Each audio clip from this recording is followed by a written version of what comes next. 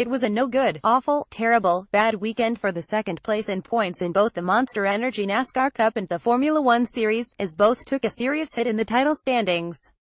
Kyle Busch suffered an encounter with the wall from which he never recovered, finishing 8 laps down in 29th and dropping from 2nd to 6th in the championship standings. Martin Truex and Kyle Larson showed why they're the class of the 2017 Cup field, finishing 1st and 2nd respectively. Larson regains the second-place spot in the title chase, while Truex remains firmly in control with his ticket already punched for the round of 8. Sebastian Vettel suffered mechanical issues with his Ferrari early in the race, and was out on the 4th lap with a 19th-place finish and no points. Mercedes driver Lewis Hamilton went on to win with a 1.2-second margin over Max Verstappen's Red Bull. That widened the point gap from Hamilton to Vettel by an additional 25 points to 59, an almost insurmountable lead. It appears Hamilton has all but wrapped up his 4th F1 Drivers' Championship to tie him with Vettel. This weekend is the biggest wildcard on the NASCAR playoff schedule.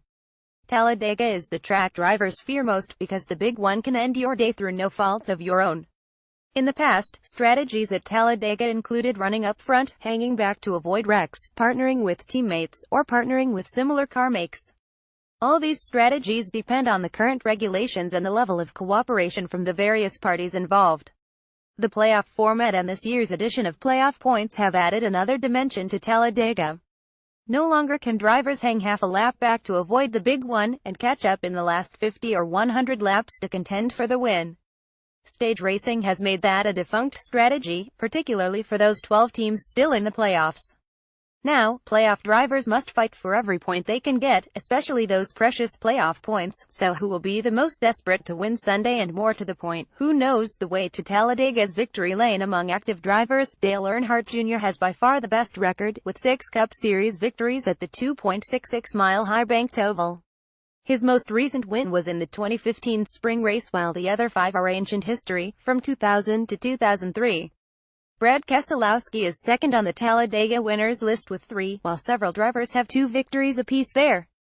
They are Joey Logano, Jamie McMurray, Jimmy Johnson, and Clint Bowyer.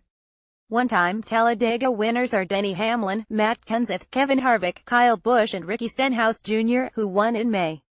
But we could very well see a new face in victory circle on Sunday. Truex, Larson, Chase Elliott, and Ryan Blaney are all capable of winning at Talladega. A good finish at Talladega is crucial for Stenhouse, who's currently in 12th place in the playoffs. He's 10 points behind McMurray in 8th place, the final transfer spot into the next playoff round. Kenseth, Keselowski, and Ryan Blaney sit 9th through 11th in points, and also need a good finish to stay alive in the championship fight. Truex is already locked into the round of 8, and Larson, Harvick, Chase Elliott, Hamlin, and Busch are in a strong enough points position to weather a bad Talladega finish. If a playoff contender doesn't win, it will increase the pressure on those drivers near or below the cutoff line to transfer on points. Being a purist, I was against NASCAR's playoff idea at first. But I have come to appreciate the drama it adds to the championship chase. It's much more exciting than previous seasons, when the champion would have an unassailable lead or would clinch the title 3 races before the end of the season. I'll admit it, this is better.